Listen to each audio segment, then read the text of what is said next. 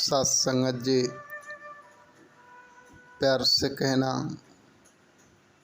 धन निरंकार जी। साथ संगत जी, बाबा जी एक लाइन हमेशा रखते थे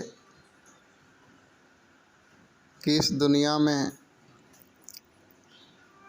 कोई भी अभागा नहीं है,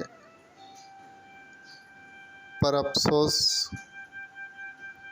कि हर इंसान जगह नहीं है।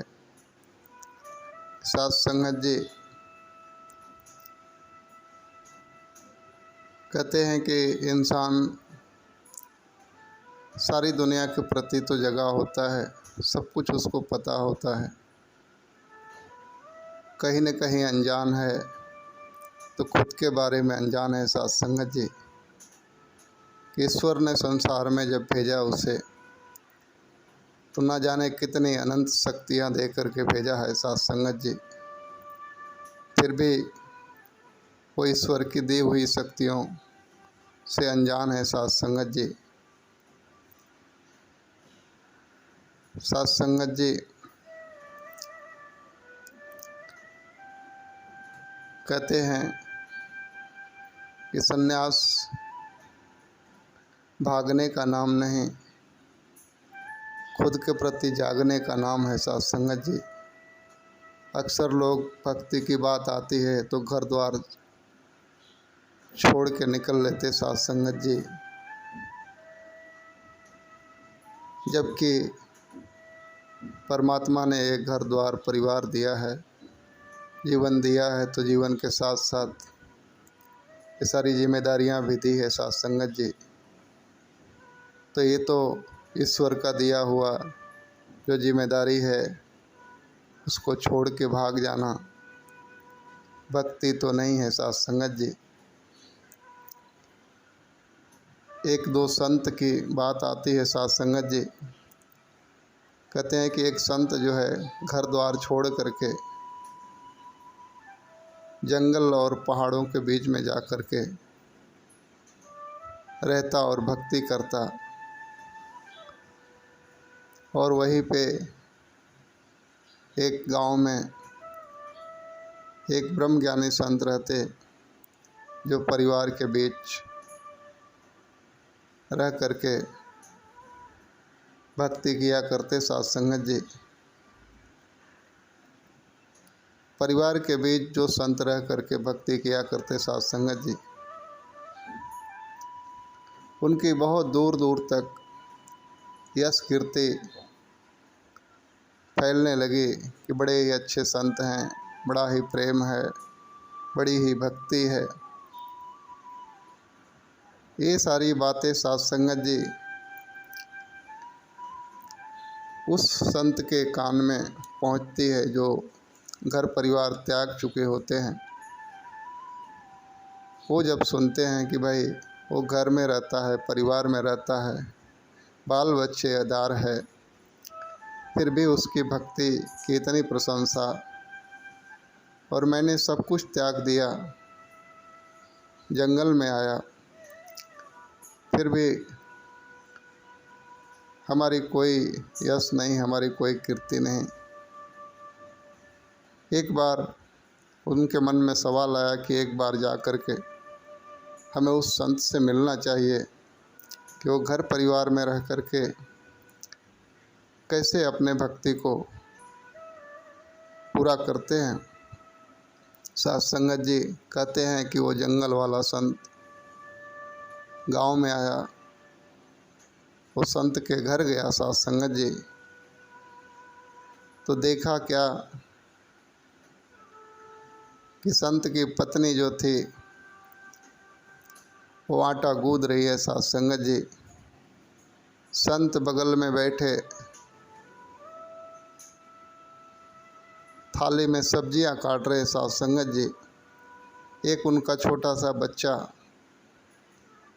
वो संत के कंधे पे बैठा हुआ। साथ संगत जी, ये सारा दृश्य देख करके वो जंगल वाले संत सोच में पड़ गए ये तो माया में पूरा डूबा हुआ है,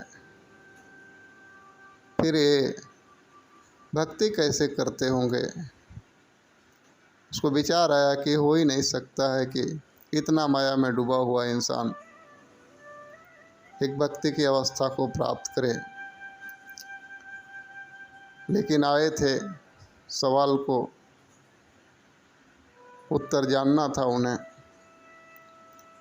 तो साध संगत जी उन्होंने गया और संत के यहाँ बैठे, बात किए कि भाई मैं ऐसा ऐसा है, आपकी बहुत यश कीर्ति फैली, मैं ये जानना चाहता हूँ कि मैंने भक्ति के लिए घर संसार का त्याग किया और आप घर संसार में रह कर के प्रभु का ध्यान कैसे करते हो, कैसे कर लेते हो, आप हमें बताएं। तो साध संगत जी उन संत ने कहा, पहले आप संत हो, आप हमारे यहाँ पधारे हो, आप जो है कि आराम से बैठिए, कुछ खाना पीना बनता है, आप खाइए, प्रसादी कीजिए, उसके बाद इस बारे में हम बैठ के चर्चा करेंगे।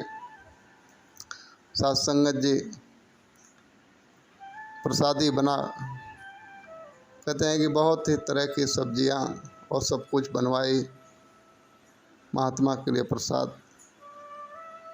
महात्मा को जब प्रसादी के लिए बैठाया तो उन्होंने जिस जगह पे स्थान बनाया कि महात्मा यहाँ बैठ के प्रसादी करेंगे, ठीक उनके सर के ऊपर ही एक नंगी तलवार बांध करके उन संत ने टांग दिया।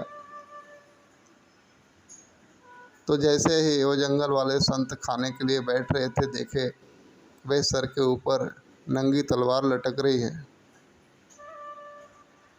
तो घबरा गए कि भाई ये क्या है। बोला आप चिंता ना करें, वो आपके ऊपर नहीं गिरेगी, अच्छी तरह से बंधी हुई है। लेकिन साध संगत जी वो संत बैठ गए और फटाफट भोजन कर लिए और भोजन करके एक जगह बैठ गए। बाद में वो संत ने प्रसादी करके वो भी जाके उनके पास बैठे। बोले भाई अब मुझे बता दीजिए कि आप इस माया में रह कर के भक्ति कैसे करते हो। उन संत ने बोला कि आप पहले ये बताओ कि खीर आपको कैसी लगी, ये फला प्रकार की सब्जी थी वो कैसी लगी। उन्होंने बोला कि भाई हमें तो मात्र तलवार ही दिखाई दे रही थी कि वो टूट के मेरे सिर पे ना गिर जाए, इसलिए हमने इतना जल्दी भोजन किया कि हमें पता ही नहीं चला कि हमने क्या खाया। साध संगत जी और नगर वाले संत मुस्कुराते हुए कहे, बस यही आपके सवाल का जवाब है। हम माया में प्रभु ने रखा है, हम रहते ज़रूर हैं, पर हमारा मन का जुड़ाव जो है मात्र परमात्मा से होता है। साध संगत जी कहने का भाव कि हम भले ही संसार में हों, लेकिन हमारा मन जो है इस निरंकार में लगा हुआ हो साध संगत जी, तो ही कल्याण है साध संगत जी, अन्यथा कल्याण होने वाला नहीं है। तो आओ मांग करते हैं कि सच्चे बादशाह दीनदयाल दया करो, कृपा करो कि हमारा मन जो है आप में लगा हो, आप में लगा हो। प्यार से कहना, धन निरंकार जी।